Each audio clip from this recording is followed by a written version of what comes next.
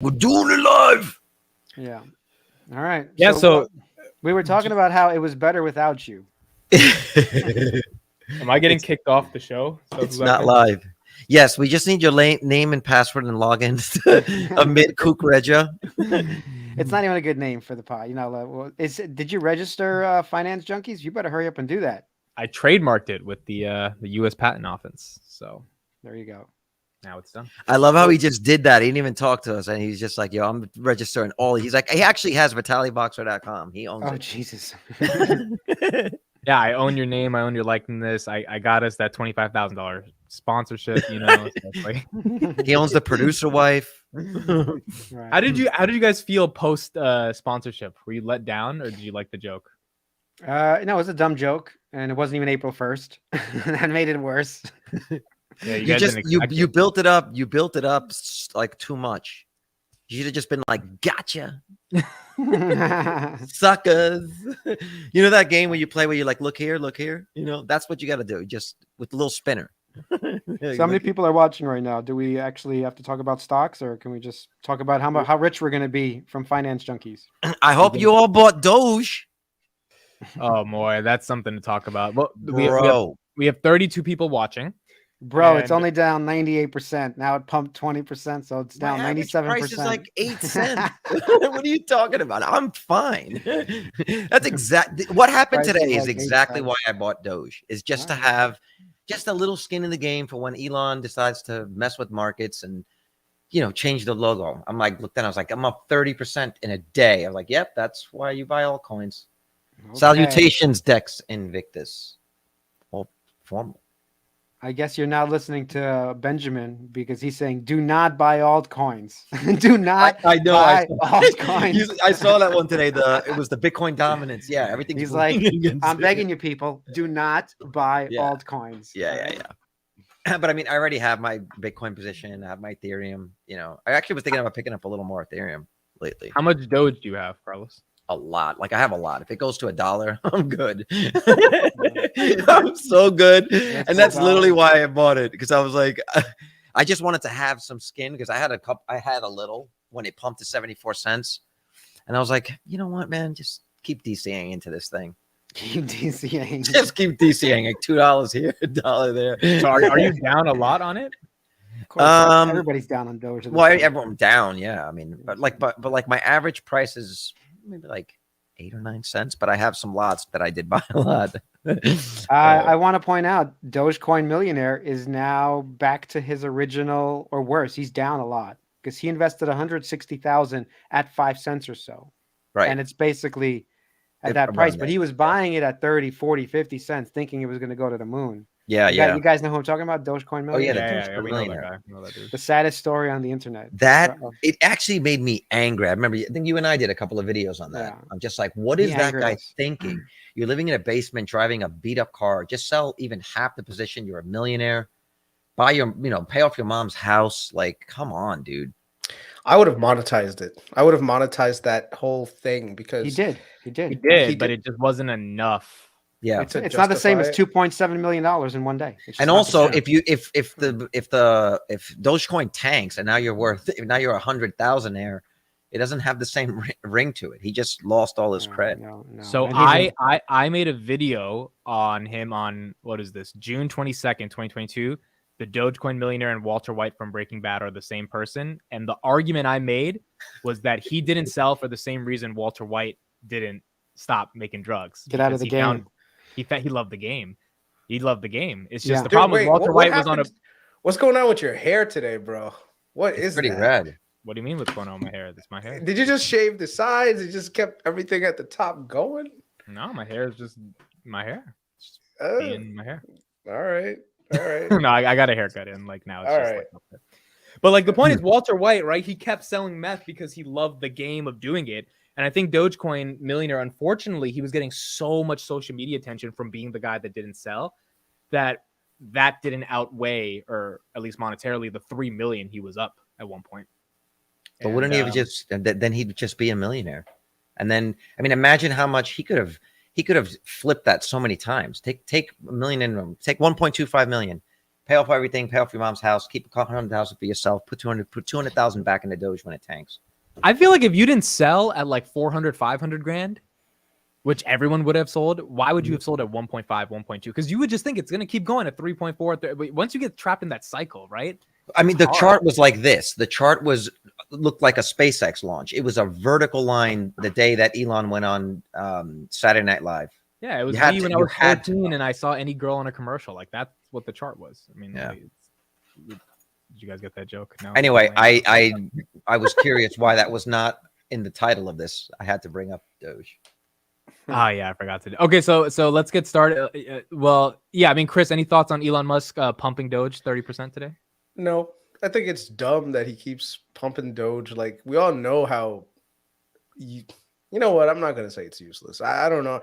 I don't know enough about Dogecoin to call it useless. All I know is from what I've seen at the surface level, it's not something that would interest me. I mean, I will say this, me and my brother, we did take a small position in Dogecoin when it was like Elon Musk, when he was about to go on SNL, but we were smart. We just like, the minute it pumped, we just sold that fucker and we made like a little bit of money and then got out. That's it. That's exactly how you were supposed to play that.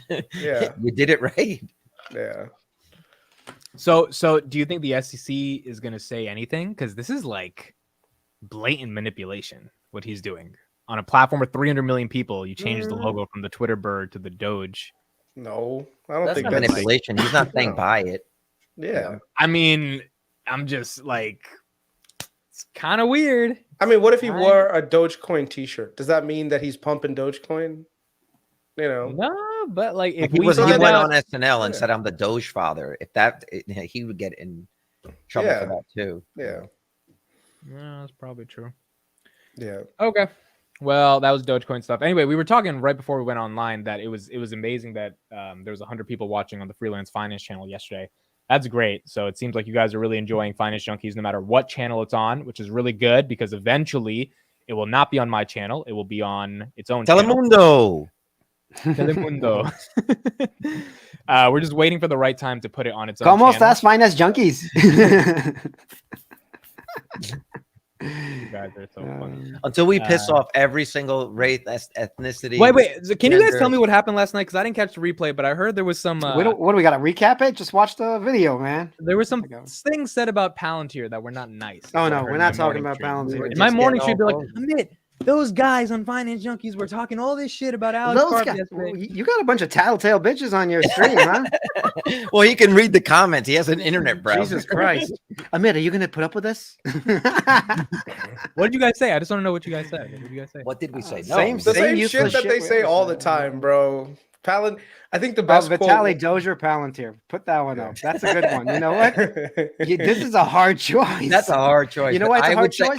I'm gonna guess. I would guess Vitaly would say Doge. Okay, and I would because like Doge at under 5 cents probably has a much better chance of 10xing within a couple of years, like when the next bull run comes, than Palantir does. So I would say Doge at 5 cents or under is probably a better bet. Yeah, go ahead. Why did you guys talk about him yesterday? I know Chris didn't bring it up. So what made you talk about it? It came up because we were talking about AI. Chris was talking about Google and how they gave up a contract. They gave up one of their contracts working for the CIA, and that was a contract that Palantir took over because Karp doesn't care. So what did you guys say about him? We just talked about how even at Palantir there was a lot of employees were upset with the work that they were doing with ICE, the work that they were doing with the government to enhance drone strikes, some of the surveillance stuff, et cetera, et cetera, et cetera. The stuff that you never hear on a Palantir Bull channel. I've made a video about them working. I think the problem with the Palantir, that's probably the Tesla community too, but you guys all just like to circle jerk each other, and you don't want to talk about that there are problems with the thesis. That's bullshit. That's bullshit. We've had so many debates. I mean, besides Chris is the only one who's like bearish. No, Sachin has laid out the bear case. I've made videos about the bear case. Get out of here. No, that's not. We're not a circle jerk. We're not. I think we debate a lot. Chris gave Chris. What do you think? Is it a circle jerk? I mean, yeah. If you have people who are bullish, they're bullish. But it's not like even Arnie tweets all the time about the problems with Palantir, and he's a great member of the community, right? Yeah. So the thing with the whole thing with the Palantir community is that if you come out and say anything that isn't bullish, there are people that will attack you. Like it's just a natural part of how it works. But then that's the same That's level trolls. of Yeah, that's the yeah. same. But But I don't see that with yeah. I don't see that with Bro, other look how much shit stocks that are Gary like that. Black is getting for disagreeing with Farzad that Tesla won't sell 20 million vehicles. I mean, there's people literally coming again. That's very and hold on. Tesla And community is very similar. Yeah. And just to be fair, I don't agree with that either, by the way. And just to be fair, when I criticized Enphase, Vitalik was pretty fuck? anti-Chris as well. Come on. So, I mean, dude, when you have a thesis, it's hard to listen to the other side. What are you talking about? know. When it was 300 and change, I was like, you're right. You shouldn't buy it.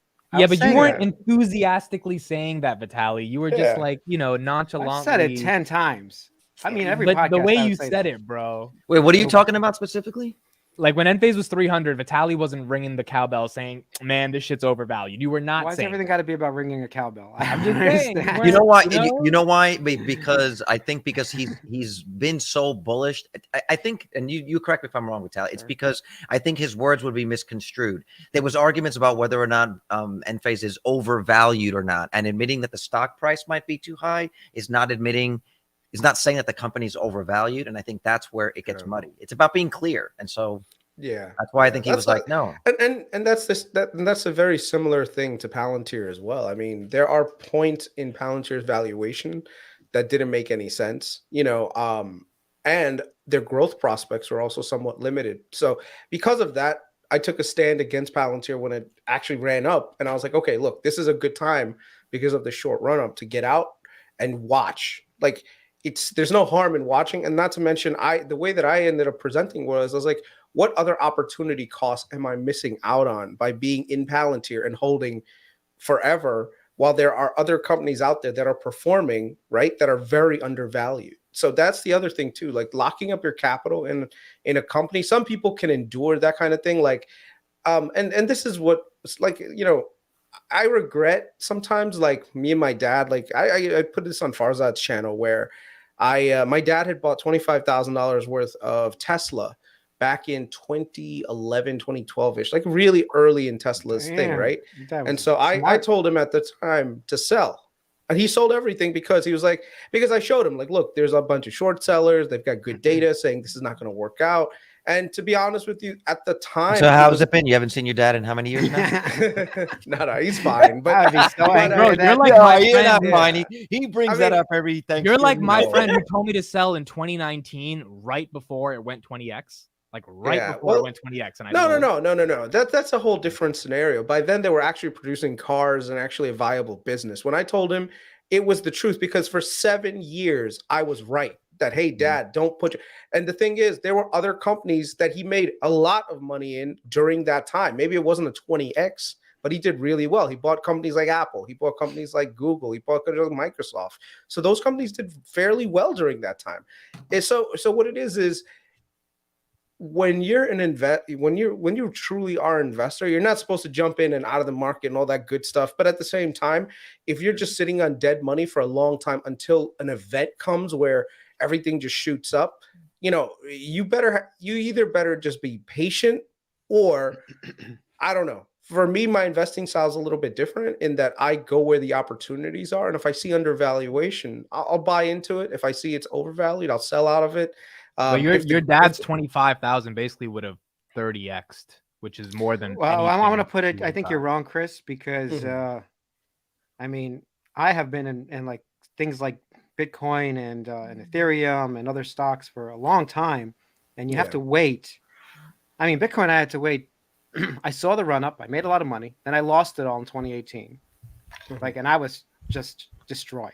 Okay, and I talked about this on our podcast. Like, destroyed. Like the whole year was like a fog, like the emoji that's like that, the blue. Yeah, paint. You don't understand the destruction. Like mentally destroyed. Wait, hold on.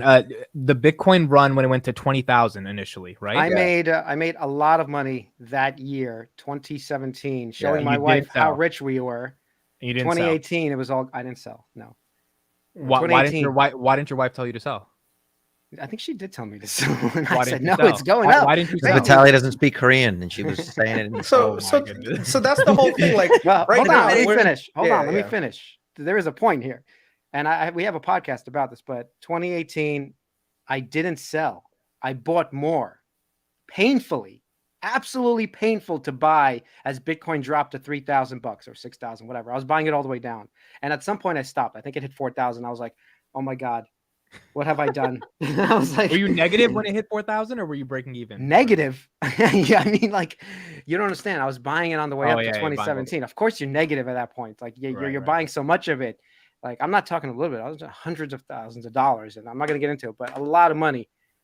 And it tanked. It was worth nothing. It was worth like 90% down. It was ridiculous. I couldn't even show my wife the actual numbers, and she's listening right now. Producer wife Cindy's listening right now.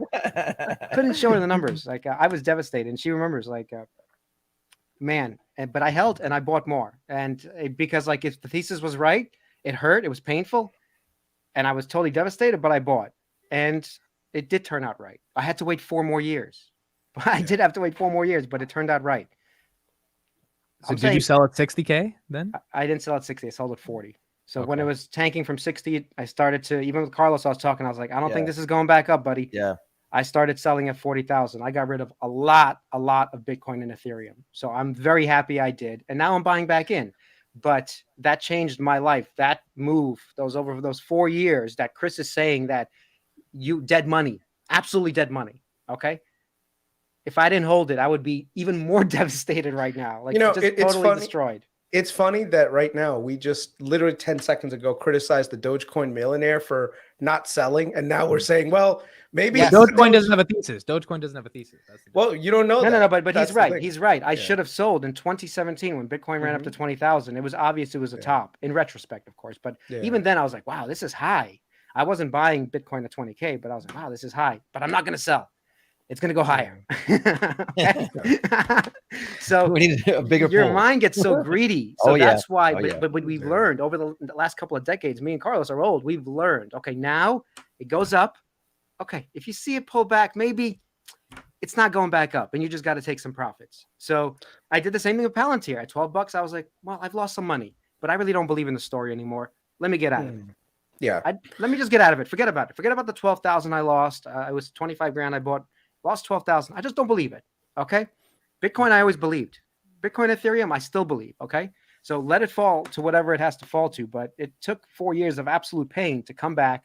So that's why you're wrong. Your father should have held for 7 years. It would have been painful. Absolutely. But he would have been proven right. I mean, like I said, hindsight is always 2020, right? There were so many points where even Elon says that we couldn't, like, Tesla could not have been what it is today. So I think what it is right now we're saying, okay, everything is great because everything worked out, but there were so many opportunities where they could have failed. But I mean, that's how it is, right? It's a risk to reward ratio. If there is high risk, there's also chance of high reward. I personally could not have predicted that Tesla would have performed as well as they did. Now, the key mistake that I think a lot of people in the Tesla side, in terms of like, if you didn't buy, there were points, I think, in 2000 and 2001 where things got ridiculously undervalued, like ridiculous. You could see the picture happening. Like you could see EVs everywhere like Tesla's being sold everywhere, their growth, their production, everything. So that was an opportunity to still get it, right? Mm-hmm. Also, when Tesla this time fell to $100 and the valuation made absolutely no sense considering how much they're growing in all the areas, like I made 5x my money using options on Tesla, right? So I did phenomenally well this year. So I would say it's probably for me, everyone's investing style is different. Mine is always like, okay, what is going on? Where are the opportunities? And then investing in areas where I have a thesis, right? And just go with that. And I could make good money on it. So like an example is today I bought some Oxy credit spreads for 2025, like Occidental Petroleum. My thing with it is that, I looked at its balance sheet. I looked at everything that's happening. I combined some geopolitical thoughts that I've been having about oil in general.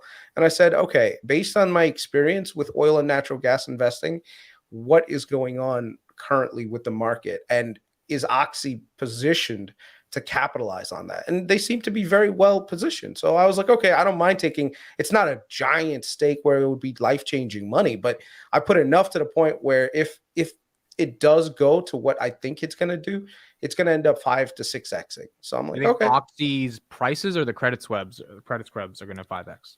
The credit spreads that I have. Okay, Well, I mean, so not the Oxy's actual- credit spreads. Yeah. The Oxy's credit spread. So basically, I tailored it so that I have a contract where I bought leap calls for 75 and then sold leap calls for 100, but I did it like way out into the future. So even if, let's say, Oxy goes to 8, like my break even, I think is like 80. Like, so I got it like at 550 or 6, something like that. So yeah, I think Oxy's got a really good shot at getting much higher than that. And yeah, so yep. So Vitaly, you buying oil? No. Why not?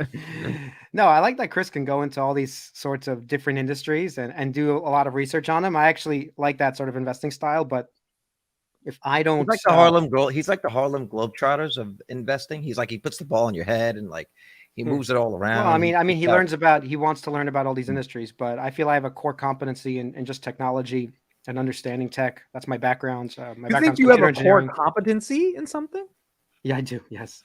My background is computer engineering. That's what I went for school. I got a master's degree in computer science, FYI, everybody. So everybody tells me I don't know shit. Okay.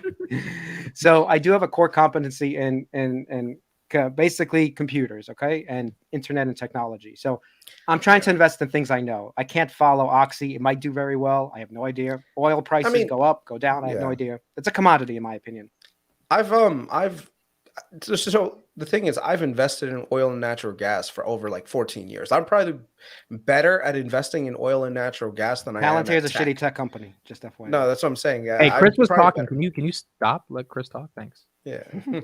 No, so I'll only interrupt if you don't say bad shit about Palantir. I'll give you a quick thesis on why I think oil is going to go higher from here. Okay.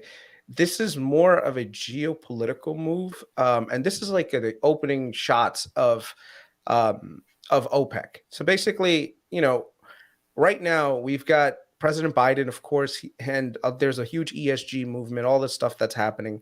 So what's been happening is a lot of oil companies, they haven't necessarily invested a ton of capital into exploration, production, and upstream. So a lot of the oil that we've had, especially in the last 5 years, has been pretty muted, the investment in it. So what's happening is the stuff that's being pumped out of the ground is stuff that's already proven reserves. And there isn't a lot of incentive to actually put capital to work in the oil and natural gas sector. A lot of companies, their break evens, like especially in Texas, with regards to shale, is in between $50 and $60 a barrel. If you're one of the smaller players, if you were smart and you bought up a lot of acreage when oil was down, you ended up getting it a lot less. The full price at which Oxy pulls upstream is between $30 and $40, depending on what location, because they have overseas oil fields as well. They ended up buying Anadarko, who ended up being a really just great acquisition in hindsight. But when they first bought it, it was really stupid. They paid like almost $56 billion for the company. And a lot of that financing was really hurting them because, like the oil prices fell like crazy in 2000 during COVID. So a lot of people sold off. So Oxy went down to like $20. Everyone was like, oh, they're probably going to go bankrupt. They're not going to be able to pay the debt. Luckily, their CEO has been very capital efficient, making sure that debt is being paid down like crazy. And they just recently started doing a buyback program less than a couple of quarters ago. It's about $3 billion a year, which is not much considering that their operating cash flows are close to like, I think 15 or 16 billion. So they're still paying down debt. They still have 19 billion on their balance sheet, but their cash flows more than cover that debt payment that's coming up. And they don't have any near-term maturities either. They just went from speculative to investment grade. Moody's just upgraded them, which means their cost of capital is going to be even lower going into the future. So what does this all mean? This all means that you're looking at a very depressed environment for oil and natural gas, and there's no real taps that you can actually pull from the government side to control prices from the U.S. side. We had the SPR, which was released earlier this year to control oil and supply, where basically they pumped oil from there. But now we've drained the SPR, and Biden and team promised that they would start, if oil prices drop, that they would start refilling it. Well, they didn't. And now the U.S. is stuck. So now the Saudis and Russians and Chinese have pretty much all got together and said, look, if we're going to fuck these people, now is the time. So what are they doing? They're saying, okay, let's cut production, raise the price, stabilize the market according to them. But at the end of the day, it's just it's a shot at America. And I don't think people necessarily realize that. Why is it exclusively a shot at America? Well, number one, we right now are in the fight of our lives when it comes to inflation, right? So oil especially is a big driver of inflation. So if the price of oil starts to shoot up, like look at what happened earlier in the year in 2022. Oil shot up to $120 a barrel because oil ends up feeding the rest of the economy via services, transportation, inputs towards manufacturing things. You know, we're still a very hydrocarbon dependent economy. So we're at a point right now where the price of oil really can negatively affect us on the inflation front and end up doing us real harm. So right now the Saudis were antagonized by some of the stuff that the U.S. did, especially this whole Khashoggi nonsense. And Biden ended up actually just pushing that further when he went to Saudi Arabia. And Saudi Arabia now is a lot more aligned with the Russians and the Chinese. And they're even negotiating a peace deal with the Iranians. The U.S. has played its hand it's been too high-handed when it came to the rest of the world, when it came to this whole Russia-Ukraine thing. And now geopolitically, our enemies are lined up on one side, and now they're trying to break our resolve. So it's almost like it's like a siege back in the day when you had the castle, and then you had like the barbarians at the gates, and there's like a siege.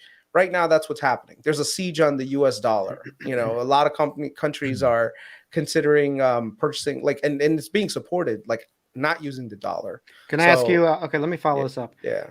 Let's say oil is going up, and let's say, how do you think that affects companies like Enphase and Tesla? What does that do? Because your thesis was the interest rates are going higher, so there's going to be less demand for that clean energy, clean tech.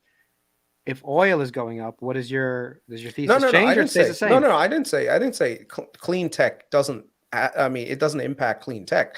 This is a boost for clean tech, no matter how you see it.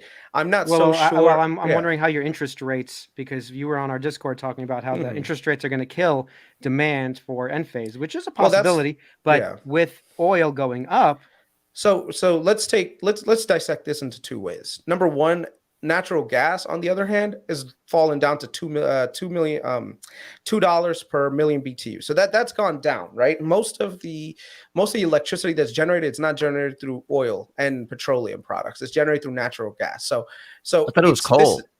And coal too. Coal's a big one, but coal is on its way down. I mean, to be honest, coal has actually been one of the better investments over the last 5 years. But I'll talk about that another time. But right now, natural gas is so low, electricity prices and everything else are going to be fine. So in terms of electric cars, this gives a boost because you're going to see a lot more adoption of electric cars because electricity prices, when you compare them against gas prices, are going to make a lot more sense economically to go to a gas car. I'm not so sure that's the same case with Enphase, only because Enphase, you have to put in the capital in order to put solar roofs on, right? So the cost of the interest rates are going to negatively impact you. At the same time, the cost of electricity hopefully goes down because that's not going to happen. That's not the way these energy companies work. That's BS. When is the last time your electric bill has gone down? Has anyone had this in the comments? Maybe we could do a little poll here. I've never seen that. I've only had my electric bill go up. Vitaly, and that's true. You're absolutely right that sometimes not sometimes. Electricity prices don't necessarily go down as much, but they don't go up as much either. And we've seen a lot of that happen because of natural gas prices that spiked up last year. Those are coming back down to reality. And I think the price of electricity is moderating. If you look at the price of electricity over the last 20 years, it's actually been relatively stable. It hasn't been like crazy high or crazy low, right? So that makes a lot of an argument because what's happening is Enphase, on the other hand, I'm freezing, but okay, he's right. Yeah. Okay, he's right. He's right. Enphase, I meant the per kilowatt cost, by the way. Yeah. Enphase, on the other hand, if you want to put a new Enphase system like a solar roof on your thing, if the cost of capital is higher, so let's say right now if you get a personal loan, it's 12%, it's going to be hard to offset the electrical bill. Like your electrical bill can go up maybe 5-10% or stay flat, that makes sense. But if your monthly charges to adopt solar go up a lot more, then you got a problem. You're wrong because you don't have enough information. That's why you're wrong. Because you haven't installed the system. You haven't done with the credits, the tax credits. You haven't done with the SRECs, the TRECs, everything that I've done in the last like 4 years, you haven't done. So that's why you're wrong. You're taking one data point on the interest rates, which is an important data point. But any intelligent buyer of these systems will take a look at the whole stack of what is my energy cost right now versus what it'll be in 5 years, what it'll be worth in 10 years. And one thing I didn't even consider was the fact that who knew inflation would hit this crazy? Carlos, did you know inflation would come and destroy us in terms of energy cost?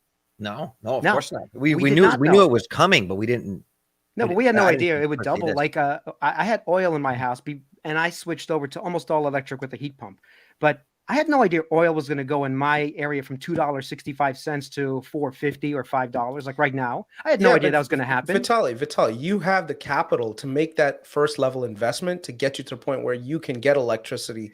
I mean, you can go electric. Not a lot of people have that capital, that upfront capital required to make those switching changes. Do you remember how much my solar system cost me? At the end of the day? It was $0. $0. How is it zero? This is part of how is it? I keep telling people it's zero. Nobody believes me. This is the thing. It actually is zero. I mean, look, you're going to pay. You have to pay the term of the loan, right? Plus the interest. But you're not actually. It depends on the two ways you do it. Some people lease it, which. Well, before you go, they just look at the chart to answer your previous question, Chris. Take a look. Where is solar on this chart with wind? No, it's gone down significantly. It's gone down. Where is coal, oil, natural gas, and everything you've been talking about? Yeah, I mean, you really need your facts straight in terms of this, honestly, because I think you're taking one data point and you're expanding it like it's controlling everything. But there's a lot of moving parts here, and energy is going up. It is not coming down. But you know what? But you have to consider something, Vitaly. To Chris's point, most people do not research to the level that you do with these things. Oh, especially at the beginning of the adaptation curve. It's mostly like the most diehard researched people before it starts to trickle out. Right. A lot of people do just take. Right. And I know this just from my own experience working at the alarm company. Like there was very, very few people that were really educated on it. They just sort of take your word for it. Right. And you can tell. I mean, how many people have you see your solar panels? You tell them my bill is zero, and sometimes I make money, and they go, they still don't do it. It's sticker shock because they hear a number and they don't understand why it's zero at the end of the day, especially in New Jersey, by the way. So it works out where it's basically free energy. They're giving it to you. The government is saying, we will pay for your solar. We will make the polluters give you money every single month, and nobody wants it. It's kind of crazy. Well, it tells you how effective that tells you how effective the campaign is that is against it. Like I respond to some people on some YouTube comments, like whatever, some EV videos, and I am shocked at what some people think is actually true. It's just with EVs and solar in general. So it just, we're a lot earlier in the adaptation curve than we may think, because we've been in it and researching it for so long, since like 2017, 2018. There are some people that, to them, it still doesn't make any sense, and they don't understand why people are not even investing, but like installing this stuff on their homes. Yeah, I don't know if we want to answer, but that's true. Frugal buck. HOAs don't always allow solar panels. That's true. Why I didn't move to Texas. They didn't want me to put. I know a guy who was like, he was trying to buy a house, and it had an HOA, and he just wanted to put like a Ring camera outside, and they were like, no.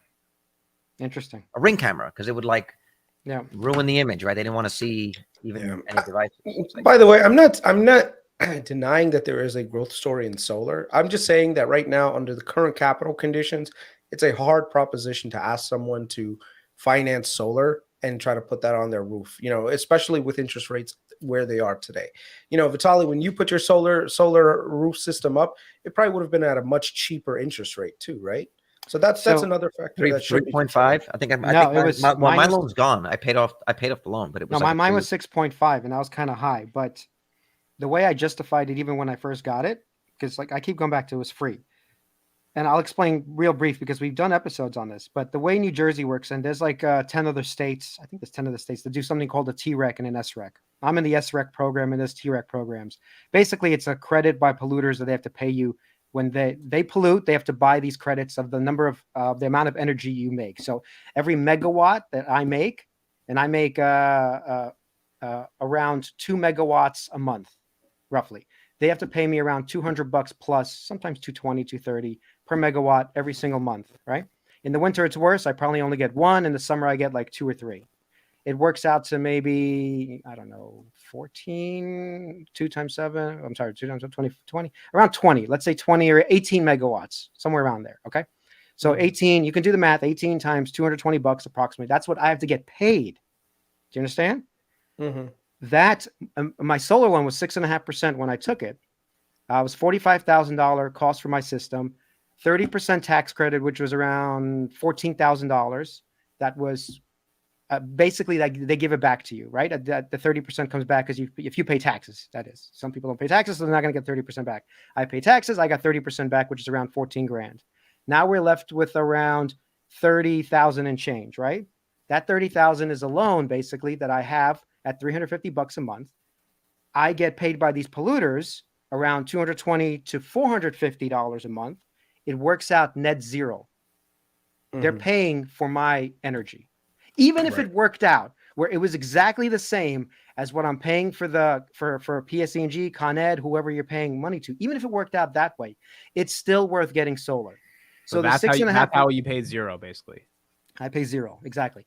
6.5% is a big number to pay, but when you do the math, so even if you go to 8 and 9 and 10, at the end of the day, the people who are intelligent actually sit down and do the math. So what if you're paying $50 or $100 for your electricity? Because you would have been paying PSE&G, Con Ed, and whoever else is your electric provider anyway. So just work it out that way. And then within 6 to 10 years, usually these loans are 6 to 10 years, that's it. It's over. Yeah. Assuming you're living in that house, that's it. It's over. You own your energy. So if you amortize that over 20, 30 years, it's ridiculous. So here's a couple of questions. And this is the arguments that I'm hearing from the other side. And maybe you can elaborate into it a little more. Number one, what if you want to sell the house and move? Are you still liable for those solar panels? Well, you have a loan. So yes, if you have a loan on solar, please don't lease. Nobody lease solar panels. That's like the stupidest thing in the world. Do not lease. Buy your own solar panels if you're doing this. And yes, you own the equipment. You have to pay it off. Absolutely. But I would bet in the next, even now, but let's say 5 years, 10 years from now, I would bet most homeowners with energy increasing, they would want solar. They would want an EV charger at their house. They would want the things I already put into it. I'm the only guy in this neighborhood who has that. So when they come to this house, they're not just buying a pool. They're buying a solar system, a generator, which I have, 2 EV car chargers. They're like, oh my God, this guy is all set up for the apocalypse. So that's a certain buyer who's buying that. I think I will get my price in the 5-10 years that happens. What about the cost of like your roof and stuff, right? Your insurance gone up? My insurance has not gone up, but I did have to do, you're right about the roof part. My roof was in total shambles when I bought the house. So I did have to upgrade the roof. So before you install solar, you do have to upgrade the roof.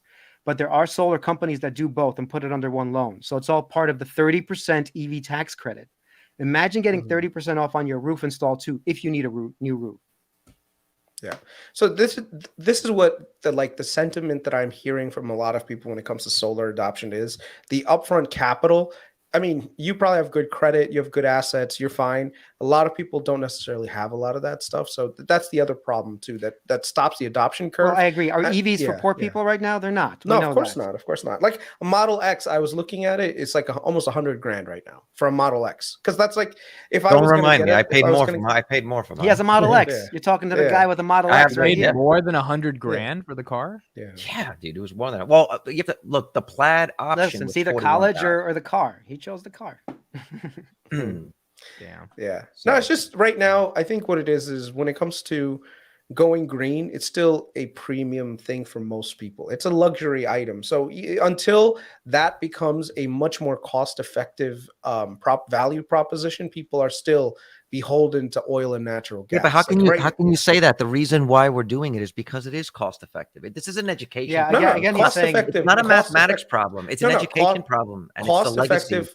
I would say cost-effective over the long term, but people are not long-term oriented for the most part. You know, your average. Well, you're right about that. Your average problem. Your average person is like they barely have $2,500 in their bank account to cover their day-to-day expenses. They're not exactly thinking, well, you know what, I'm going to make an investment in solar or an electric car. But if somebody, if they owned a home, right? If they owned a home and somebody told you, like, what literally prompted me to finally pull the trigger on solar was every year, no matter what I do. Or back then, no matter what I did, in August, I got a massive bill.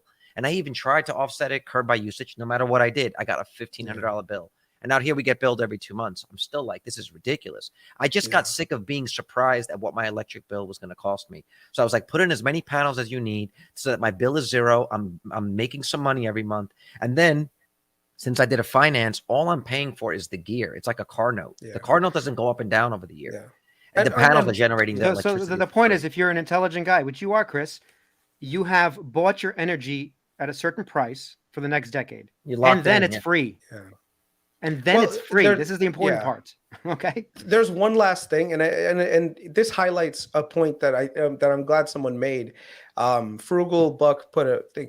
It also depends on your state. You guys live in California and Jersey, which are a lot more progressive states. They're a lot more likely to subsidize solar to the extent that happens. Other states are not really there. And also the cost of electricity varies significantly from state to state. I think in Texas, I think the cost of electricity is like 16 cents a watt. I think there's certain parts of that's actually really good. That's really good. If you look at it, there's a huge discrepancy in the price of electricity depending on which state you live in, also, and the level of support for subsidies also. So, like I said, when you factor all those things in, I think eventually we do get to solar. I totally think that's a value proposition. The cost of solar just continues to go down.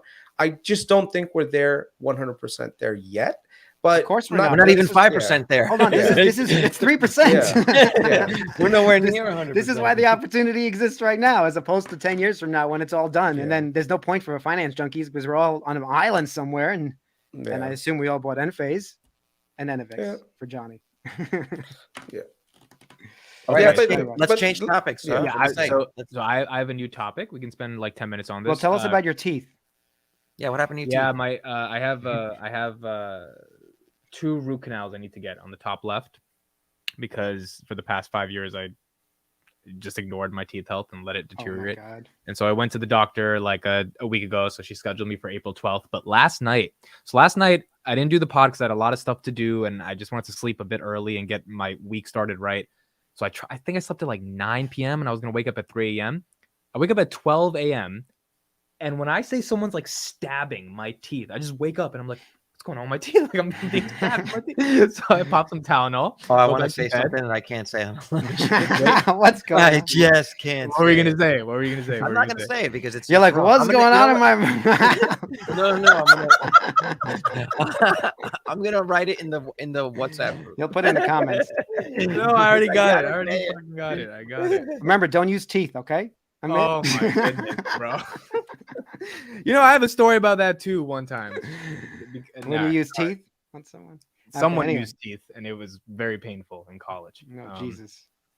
All right, anyway, back to. But then I sleep. Then I wake up at 1. I got something else I want to say that involves that with a corn in the cob reference.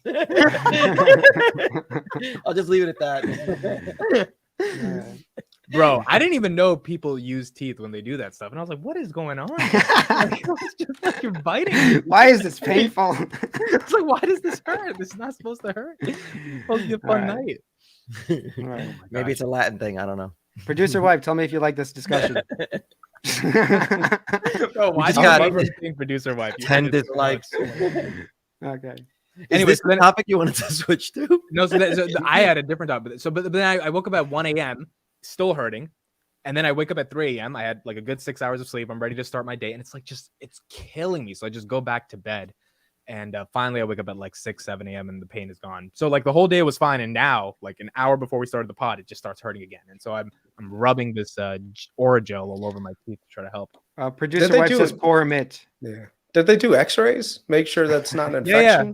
No, she knows what's the issue. She's like, you got to get some root canals. And why is she waiting? I don't say. What kind of dentist says, okay, you're in pain, 2 weeks. She is so busy. It's to go to another dentist, dude. No, but she gave me a really good price. So like most people pay a lot for root canals. She gave me because she's like a family friend, so she gave me a big ass discount. Actually, my buddy, the guy that was our first guest on Freelancer Finance, I should hook you up. He's in Jersey. I actually have a good dentist here in Jersey. Maybe an hour from you, but you wanna contact? No, I'm good. It's already scheduled. It's gonna be done in 9 days. So I just need to wait 9 days, and that sounds like a lot of pain. That's a for long 9 time. days. That's a long bro, time. it happens at night too. Like the whole day I was fine, and then at night, like right before we start the pod. That's when your body heals. So, dude, I was on a date one time. I was at Nobu and I bit into a piece of like sweet shrimp, and my entire like a crown just fell off on a date. Oh, so you had a root canal before? Yeah, I'd had a root canal and I had the crown on it. And we Uh-huh. just were eating some like the live sweet shrimp, and it was delicious. And I bit into it and I was like, "What the hell is that?" And then And the crown, crown came out like on a date. Wow. Yeah, you got to take care of your teeth. Yeah. Well, Yeah, I'll send you a bro. number offline if you just want to give him a call in the morning. All right. Okay. But anyway, what I was gonna say is Chris said he had 2,500, and most people don't have 2,500 in their bank account. And Chris made an investment today with 2,500 because Yeah, I did. he has 2,500 lying around. Chris, you want to say what you invested in? It's not a public company. I thought it was Oxy. Nope. No, that's different. I actually invested in Substack. Actually, they have a round right now on WeFunder. There's a lot of people, from what I see, a lot of heavy influencers and everyone else putting. Bring up the link. Let's take a look at this. Yeah, I'm bringing it up right now. All the Twitter files, the Taibbi and those guys, they're all posting everything on Substack. Yeah, so the valuation seems a little bit extended for where they are. It's about 500 million valuation. 585 million. Yeah, but in terms of long-term growth, this could be a opportunity to at least 5 to 6x, given that where the total market is, because I think a lot of people are looking for a product like this that's as good as what it is. And by the way, guys, I just started my Substack like literally today. I'm still figuring out the interface and everything else. So once I'm done with it, I'll give you guys a link so you can subscribe to it.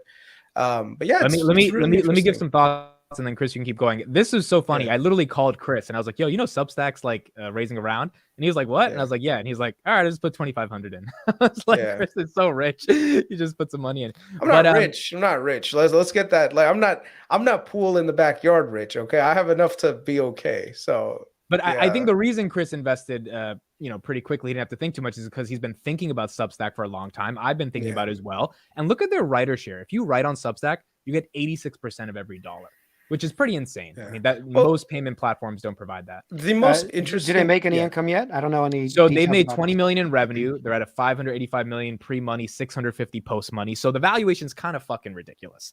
But what, the valuation's 585 million? 585 million pre, 650 post, and they only do 20 million in revenue.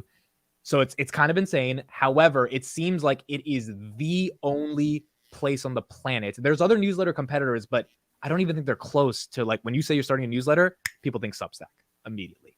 And I think that brand is what Chris is betting on as well, and what the VCs are betting on. For me, it's the scale of the scalability. I think what it is right now, a lot of people are moving away from traditional media. You're seeing there's three main value propositions that I'm seeing from this whole thing.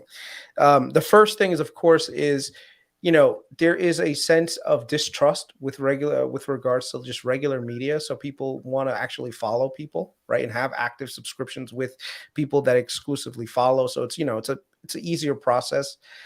It's highly scalable. So it's not something that's like requires a lot of deep knowledge and information, and you have to do upfront capital. Like, literally, I signed up for Substack today. I can create it, have it ready, and monetize my followers within maybe a week. Right. If anything, all I have to do now is just reach out to my viewership. And if they find value in what I'm saying, they'll subscribe. And it gives me a chance to monetize the thoughts that I have. So that's like the first thing. So easy enough scalability is probably the main value proposition for me, number one. Number two, when you think about all these LLMs and these models that have to be run for AI and generative AI, a lot of them are going to need to scrape the web and everything else to get that information. Now, the thing is, how are these LLMs going to work? Well, one of the ways is by monetizing the information that already exists around. If you think about how AI really works, is you need data sets, you need data points. So Substack could provide a point where that data set. You think OpenAI is going to pay Substack for their data? Substack's going to pay you for your articles, basically. Pretty much. I mean, and the way that I would say it is, like, if you look at like products like Quora or Reddit, like Quora right now, I'm not sure monetizes their APIs out, but yeah, there's a definite need for AI models to be able to be trained using user data. So this could be a very good way to do it. So it's a question of what you believe that's going to happen with regards to this in the future. I think $2,500 is a measly value proposition when It's you a think of decent the bet. long term. Yeah, but with I'm a curious, long-term thing. isn't this just Blogger? Huh? Isn't this just Blogger? It is. monetized? It is Blogger, but it's the 21st century of it, and they've Mhm. built a real brand around it. Yeah, and there's nothing special about Substack other than the brand, to be honest. Right. It's very similar to what you would think of when Google. It's like Google is just technically a search engine, but they do it better than everyone else. So to me, when I look at Substack is something that people just do very well. I know there's this other guy who's been promoting this other company that does a similar thing called Beehive, but I haven't seen it gain as much traction as Substack. Like I see every follower that I typically follow, I see them create a Substack. I see a lot of people putting, and right now when it comes to Substack, when you have your thoughts aligned, you can use ChatGPT to actually write articles that you want, some blog posts if you really want, and be able to monetize that too. Like right now I'm looking at like things that I have ideas around and I want to do research, and I have that research, but I also want to have it being presented in a certain way. Well, I could use ChatGPT to write it in a certain way that's really good and makes it very easy and streamlined. And like I said, I think from a user perspective, I like the platform. I follow a few creators. Arnie, shout outs to you if you're here, because he's like one of the Palantir people that I tend to follow. Here's the question, Chris. Yeah. You started your Substack. Let's say you do one article a week. What would you make that article about? Just like macro? So $1 million. No, I'd probably do it around macro, and combine that with how it affects individual stocks, like depending on which stock we're talking about, right? I think there's enough people that are interested in the macro and want to know why I have a thesis on certain things and show the data points to it. So like it just makes sense. Like let's say Vitaly, how much is this going to cost us, Chris? Huh? How much do we have to pay for your Substack? How much are we going to pay for your data? To be honest with you, I'm probably going to try to keep it free. I'm not going to charge anything for it. Come on. Yeah. I'm gonna. No, that's the right way. That's the right. You get gain. Hold on, we charged $1 for our Discord, and you made fun of us forever. And he's doing it for free. And you're not making fun of him. You're not making. Well, I mean, dude, if you guys are because the Discord, it's so easy to join. You guys should be going for scale, not putting a paywall, which is the same thing as Chris. He has a good Twitter audience that's growing. It's free to join our Discord. It's just the Patreon part. Patreon. We had a 99 cents for a while, the cup of coffee, and you like. If I were to monetize, you haven't even joined. I didn't know the value proposition until a week ago when you told me I could see your trade. So you guys didn't advertise it correctly. That I would have paid for, but I'm gonna try to keep it free. But what I am gonna do is just make it like a voluntary. I don't know if there's a way to make it a voluntary donation. Like if they get value out of it, by all means, go ahead and you could put money towards it if you want to buy me a coffee or whatever. But in terms of like a paywall, I'm probably not gonna put a paywall. Not unless like it becomes a full-time job for me, where it's something that, I can quit my job and just do this full-time. Like I work a full-time, I do well investing. So, I'm not going to nickel and dime people out of a few bucks just to read something that they could probably find in other areas. All I'm really going to no one will tell them to sell as many puts as you. No one. Yeah. All I'm going to do is just basically consolidate down a lot of information that already exists. Let me ask you another question, Chris. So YouTube, you kind of hate like talking to the camera, making videos. You love doing podcasts and stuff. Mm-hmm. Do you think you will hate writing as much as you hated talking to the camera? Because I hate writing, but I love talking to the camera. Do you think you'll be able to actually write, or do you think you'll get annoyed by that too? Well, you said ChatGPT.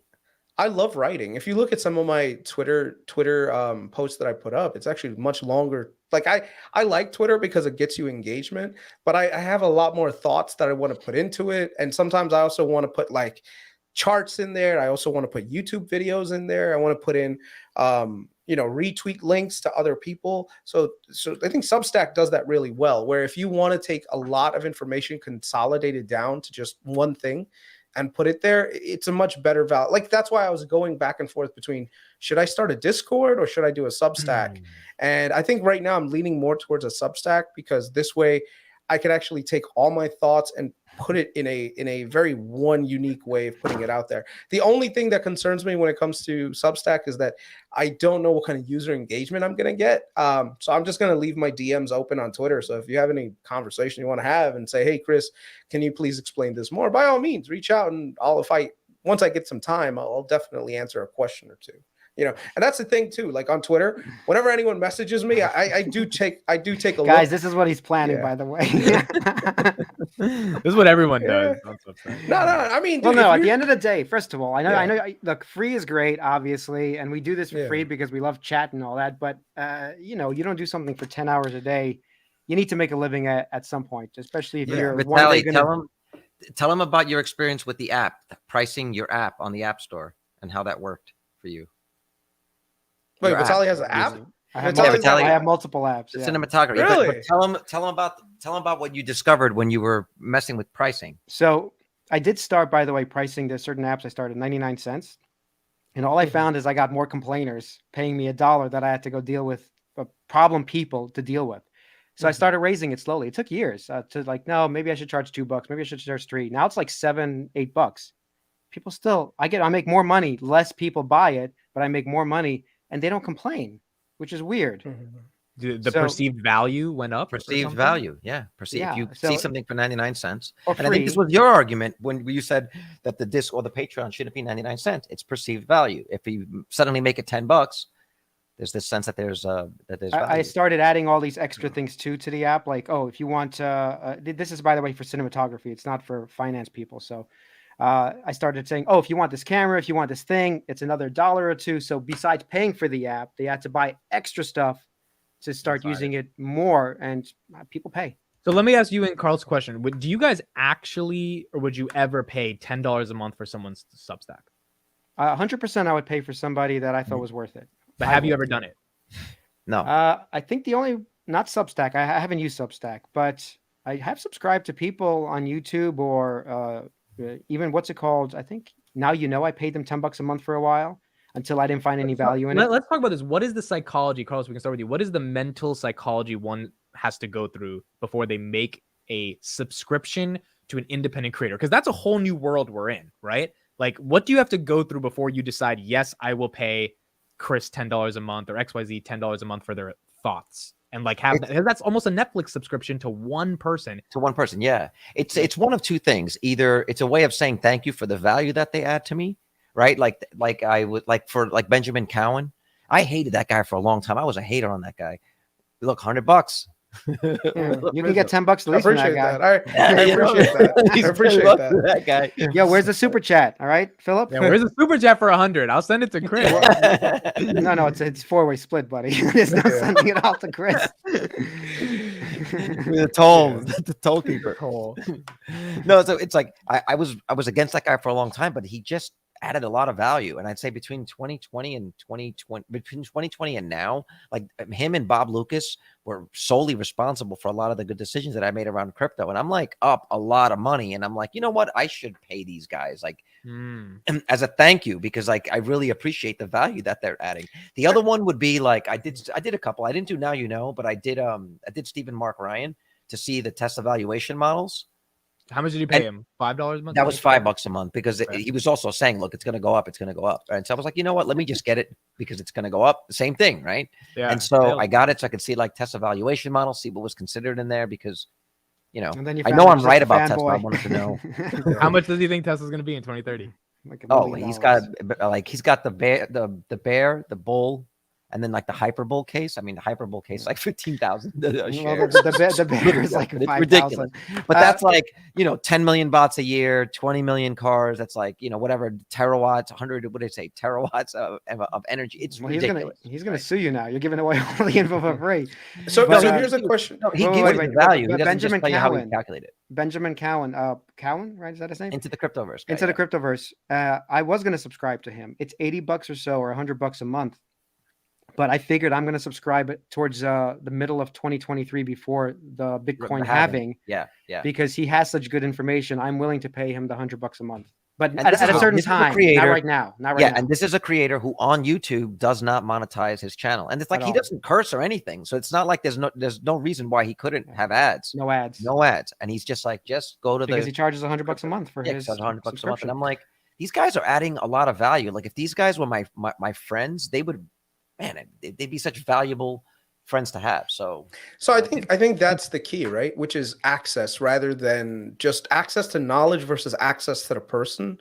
I think if I end up becoming a lot more like, you know, followed and people just respect my opinion, and it gets to the point where I'm legitimately like spending time individually interacting with a person, then maybe that's something that I would. No, you're not a consultant. Then you have to charge them like $200 an hour to consult with them. You know. No, Chris is saying if he has too many DMs to respond to, that's when his value goes up, and that's when you can charge for a subscription. Sure, right. Okay. But even then, like I'm, you know what it is. A lot of this stuff is also centered around like just where you are trying to, where you're trying to go with this. Like, I never want to get to meet Kevin level where I am literally creating content or just doing things just to do it. Dude, and he has literally, a plane. Why wouldn't you want to be? Believe me, you'll be fine at meet Kevin level. No, man. I think it's like Amit who's not going to fly first class when he's a billionaire. That's the same kind of nonsense. I don't know. I think from a mental sanity standpoint, I have a number in mind, and if I hit that number, I am not going like. At some point, my goal is not going to be to live anymore. It's just going to be to do work for charity. Like that's my ultimate. Like I was talking to my dad about it this weekend, which was at some point I just literally want to do charity, and that's it. Like I want enough money to live, survive, thrive a little bit, but then after that, just put my life towards like charity work, because I find charity is a lot more fulfilling than spending money on. I wish Vitaly was that nice. You would never hear those words. But that's the thing. Like you never ever. As long as the charity's around my pool. But my number's still up there. I'm nowhere near that number to get to the point where I'm doing that. Like I still have. I'm not against charity, but I have personal responsibilities to like my wife, to my family. You know, so once that's all settled, then by all means, like if I get to meet Kevin's level, I'm not gonna buy no fucking private jet. That's for sure. I just whatever. Yeah, that shit's stupid. And by the way, there is a charity I do want to help. I haven't helped yet. It's Habitat for Humanity. Yeah, that's the a one good I want to help. Yeah, the one. Yeah, and I'm in the same boat as you are, Vitaly. Like I think one of the core things that people really need is good housing. Mm-hmm. I think I grew up in a 1-bedroom apartment like literally my entire life. I told my wife I was the first time. So it's when you live in Brooklyn, that's just a given that I still remember there were kids that got their own rooms and stuff, and to me that was like a luxury item. Like, you got your own room. You didn't live in the living room? What's wrong? Exactly. What's wrong with you? I had a bunk bed with my brother in the living room, man. So. Yeah, exactly. So like I remember me and my wife when we first like moved into our condo here, and I was sleeping on the couch, and she's like, you don't have to sleep on the couch, babe. You could sleep in the bed. I was like, first you snore. So that damn it, I let the cat out of the bag. Now she's gonna give me shit about it later, whatever. But then like your wife snores. I felt comfortable sleeping on a couch because I had slept on a couch almost my entire life. So like even now, sometimes I feel very comfortable on the couch. So yeah, it's just when you grow up in Brooklyn, space is a premium. And so I feel like that's one of those things that like every family should have a good place to live. So I'm right there with you, Vitaly. I think that's a noble cause. Yeah, that makes sense. What's next? I think it's the end. Actually, let's just do questions because it is the end. Oh yeah, questions. All right. So put a question in the chat. It could be anything, stocks, life related. We'll do it for 10 minutes and then we're out of here for today. Thank you, 228 people for being here. We'll be back tomorrow again, 10 p.m. as always. And we'll keep building up this show. Cameron says, you guys need to watch Tetris. Best movie I've ever seen in a long time. Reminds me of $1 Billion Code. Yeah, I actually do want to watch that movie. Is it on what, Apple? I think it's on Apple TV, right? What platform is it on? Because I saw the trailer for it, but I didn't watch it yet. It's Apple TV. It's Apple TV? Yeah. I didn't see $1 Billion Code. What is that? I got to watch that too. So I just want to address some. Matt R says, don't live in Brooklyn. Bro, I would never, ever in my world give up my life in Brooklyn. Dude, it was the best experience. if you can, you know what they say, if you can make it in New York, you can make it anywhere. Dude, Brooklyn is right there. I cannot tell you the amount of experiences that I've had in Brooklyn growing up that's basically made me into the person I am, that's made you a resilient person, may be able to handle everything that's happening on the streets as well as other stuff. Like, it's not something that I would wish on people, but it's something that I'm proud that I went through. You know what I tell my kids, because I grew up in Brooklyn. They were born in Jersey at this point, Mm-hmm. at a nice hospital, of course. And I said, when people ask you, tell them you're from Brooklyn. Yeah. That's like I just don't think like the modern day people will understand what life was like, dude. No, Brooklyn not in the 80s and 90s. No way. Yeah, definitely a different world, man. You know, you literally every day after school, you hung out with your friends at the park. You know, you got a couple of dollars. I mean, you got your quarter water from the store. You got a zebra cake. Quarter water, baby. Went to the arcade. Yep, you went to the arcade. You went to bowling. I think we probably ended up. We might have actually gone to the same bowling alley, the one that's on what is it, Avenue? Like the one that's like not right before Coney Island, but it's on the way to Coney Island, right off the F train. I used to go there all the time with my friends and stuff. So, yeah, like I think you live right around me, basically. Yeah. No, I grew up in Carroll Gardens, but I went to, like, a lot of my friends were there because they all went to Murrow, which is where I went to high school. Awesome. Yeah. We probably knew the same people. That's the weird thing, because yes, a lot of my friends went to Murrow. I went to Midwood. Yeah. Did you guys watch Meet Kevin's video Unboxable? Yes. No. Okay. The one that he accuses Elon of being fake about. I thought it was clickbait. I don't know if it's real. I didn't watch it, but they want to know. Yeah, sometimes the titles don't necessarily lead to like any like I'm telling you, some of these creators have gotten so like, I don't know how to cringy. Like, I understand the clickbait though. I get it because we're in that same game, but sometimes it is a little, it is. Wild. Yeah. It is a new girl. Nope, no new girl.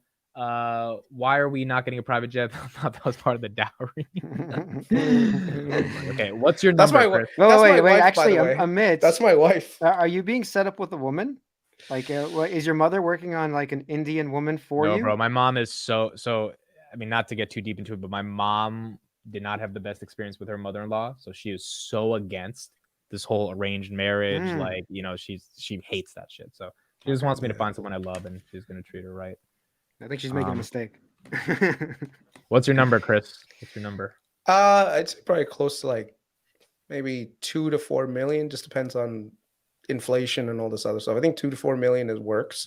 You mean straight cash? You don't mean like in invested in the market? You don't mean that? Yeah. I mean, I'll still be invested, but it'll be in like treasuries, getting like a fixed return that's like that I don't have to worry about. Or real estate, and also or REITs, even REITs. Yeah, exactly. Where I know that there is income potential just coming in all the time. So yep. Yeah. Okay, what solar system do you have, Vitaly? It's a 20 or 22 kilowatt system. It's pretty big. Okay. Ramu says, is it reasonable to get SLG to 35? Well, wait. Let me correct that. I'm sorry. 18.5. 18.5 kilowatt system. There you go. Okay.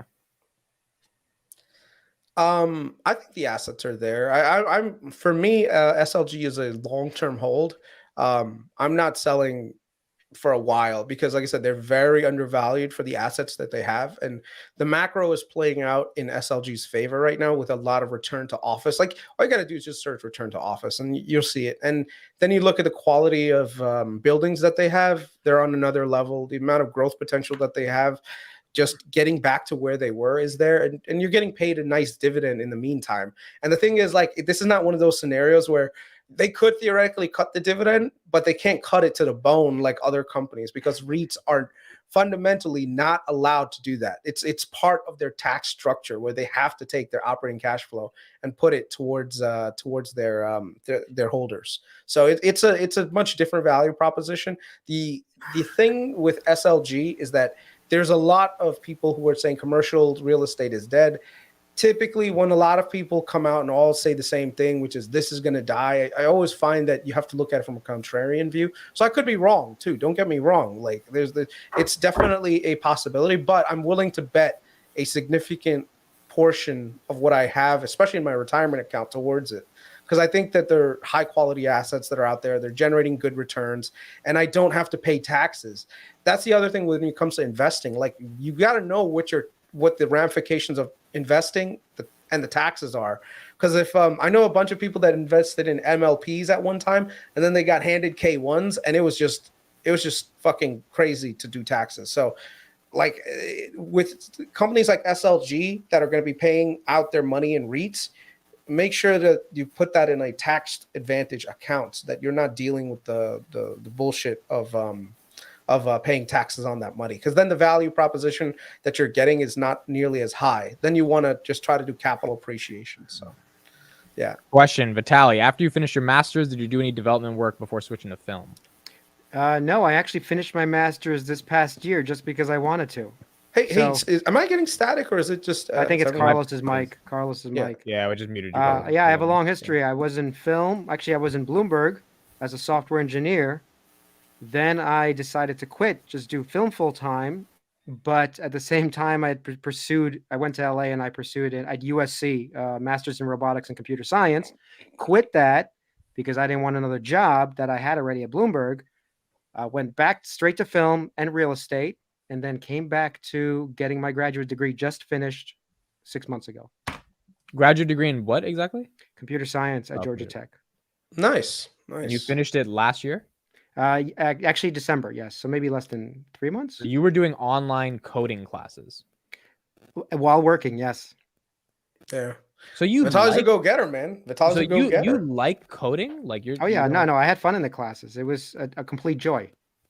In fact, I'm taking some not this semester. You can continue learning basically if you want to. I know that's weird for people, but next semester I'm just taking extra classes because I want to. Because I'm already in Georgia Tech, I'm allowed to take classes. Listen, what is this guy? Go Dogs, Georgia, UGA all the way. Screw Georgia Tech. Wait, what is that? But you had to pay for that master's, right? I'm assuming. Yeah, it costs money, but it's cheaper. It's not that expensive. It's like $1,000 a class. You're online. There's way more people. You still have the same exact degree that you're getting from Georgia Tech. It's no different. It doesn't say online or anything. It's the same class. It's just that you're online. You're not in front of the professor, but you get to talk to the TAs through. What did we use? We used Teams, and we also used Discord. Not Discord. Teams, and what's the other one? Slack. Yeah. Gotcha. Nice. Okay, what is your thoughts on Litecoin? I have no thoughts on Litecoin. It's garbage. Do not buy it. The founder years ago left that project, basically sold everything. So you definitely should not be investing in it. Can we debunk the myth of amidst bricks? They're real. Go ahead. Wait, knock on the bricks again. They're real. Like they sound hollow. They are real bricks. That's funny. I want to graffiti that wall. That sounds like drywall special. You know. Best place to buy real estate in your opinion? Jersey City, hands down. Easiest place to make money in 10 years. Mars, good idea as well. If there was a company that actually allowed you to buy real estate on Mars, would you invest in it? No. Like if they privatized, I won't be alive. I won't be alive like to the point where I can make money on that. Like no. What I would invest in was like companies that are trying to build like hotels in space. I think that'll be in our lifetime. That's gonna happen in our lifetime. SpaceX, that's like the next frontier, right? SpaceX will get you there, but there's companies like that are going to have hotels. Vitaly and I did a show on one of those. Remember that one? I forgot the name of that company. They had that spinning space station. Oh yeah, that's crazy. It would recreate Earth's gravity based on centrifugal force, and the closer you get to the center, the more the weightlessness, right? You can have well, I think for Fang, we already talked about it. Meta, Google, Amazon. I think those are the best. Yeah, definitely. I will say one thing real quick though. Valuations are starting to get a little bit fair. Okay, so undervalued, like the undervaluation that was existent maybe like 3-4 weeks ago have gone the other way. Like right now, if you look at Meta's up almost 80-90% since its lows. Whenever it's up 120. It's more than it? Okay, so it's up way more. It's way more. $88. That was the low. It's now 210. Remember we talked about, by the way, let's bring this back. Are we over 200 yet, boys? Are we over 200? We're over 200, baby. Dude, we killed it. It didn't even take like 2 months. It was like 2 months later, we're over 200. Yeah. But so whenever I see things like that, it always gets me a little leery on, hey, is there a pullback coming here and there? So I would say no, but I wouldn't think that Meta is cheap at this level. You know, like when it was 88, bro, we were screaming at the top of our lungs, like, "Hey, this is goddamn cheap. Get in now." But yeah, I would people say called us that, crazy, buddy. Remember? hey, it happens, man. It happens. You know, Mark Zuckerberg, don't ever bet against Zuck. That's all I'm saying. Don't bet against Zuck. The guy is, at the end of the day, he's an operator. He knows the business. He'll make the hard decisions that other people won't. Like right now, Google might have the same exact growth trajectory that we just saw with Meta.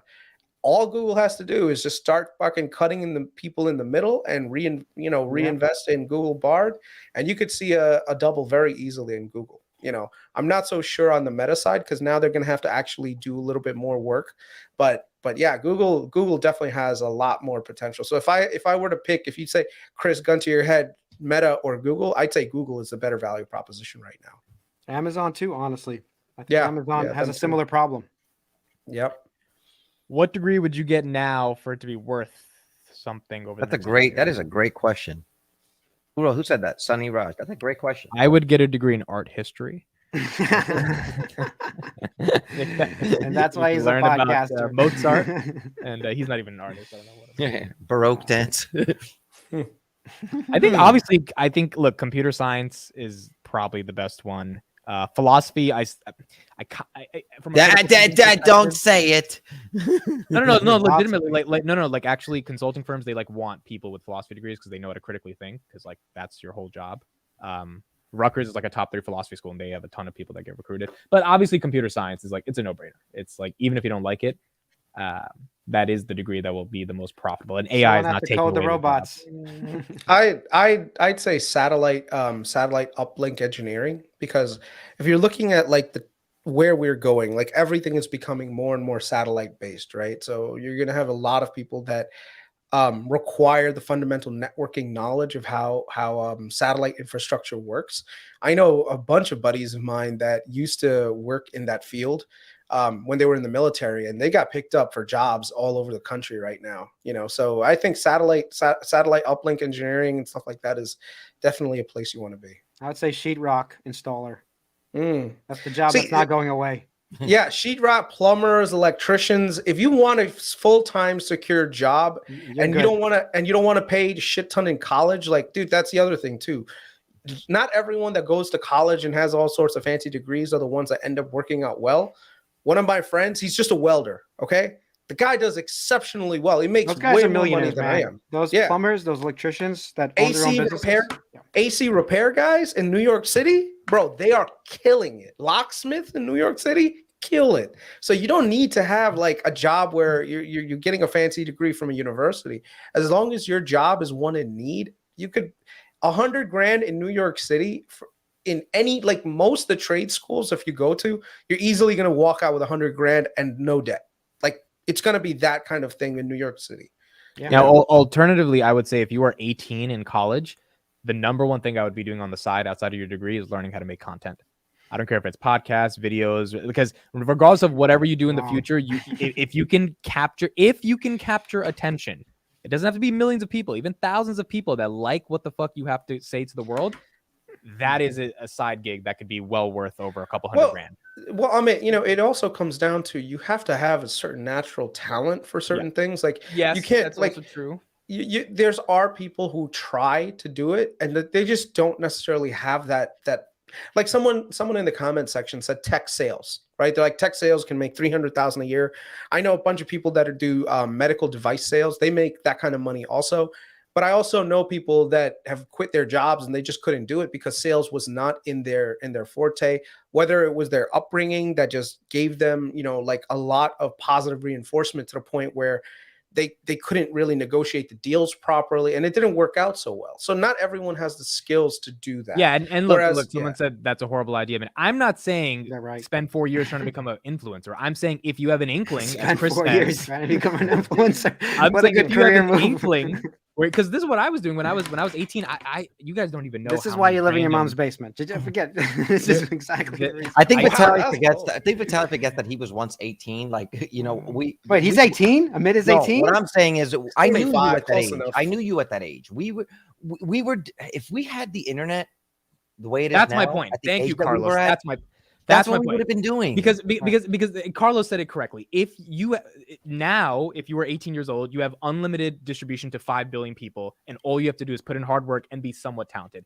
I'm not saying everyone's going to succeed. I'm saying if you have an inkling that you think you can write, you think you can talk, you think you can, dance or whatever, right? Just put it out there and see what Just be a happens on the plumber, side. Because there are people in college making hundreds of thousands of dollars just fucking posting on YouTube. It happens. All right, we got to go. At least I do. Can we say everybody hit like and subscribe? Can we do that? Yeah, that's right. Like and subscribe. We gotta now. Just hit that like button. So we're the worst. Blow it up. How many people are watching right now? We got 233. There's one more question I wanted to do. That was a good one that I thought you guys would like. Yeah, there was something I saw too that was like, this is the last one. From best to worst, which one of these will produce returns in the next 5 years? Amazon and Face Test. So what's your worst returns, best returns in order? This is a hard one. These are good ones. Yeah. From worst, order from best to worst. So the first one is don't screw this up. 5 years. 5 years. I mean, I'll go. It's easy. Enphase, Tesla, Nvidia, Amazon. I think Tesla, Enphase, Amazon, Nvidia. No, Nvidia last. Nvidia, Amazon. Yeah. Okay. For me, it's Tesla, Amazon, Nvidia, and then Enphase. No wonder he's the bear. For me, it's Palantir. Thank you all for joining Finance Junkies. And then he mutes all of our mics. We're going to see you guys tomorrow, 10 p.m. Make sure you're here. Thank you for being here. Like and subscribe. Check out everyone's Twitter in the description. And we'll be back tomorrow night. Later. Good night, everybody. Damn it, man. Fucker just joined. Now we got to do another. No, I'm just kidding. I was going to say another hour. I might be doing a Rocket Lab stream at 11:30 on the channel as well. All right. Have fun, guys. See you later. All right, bye. Bye, guys. Bye.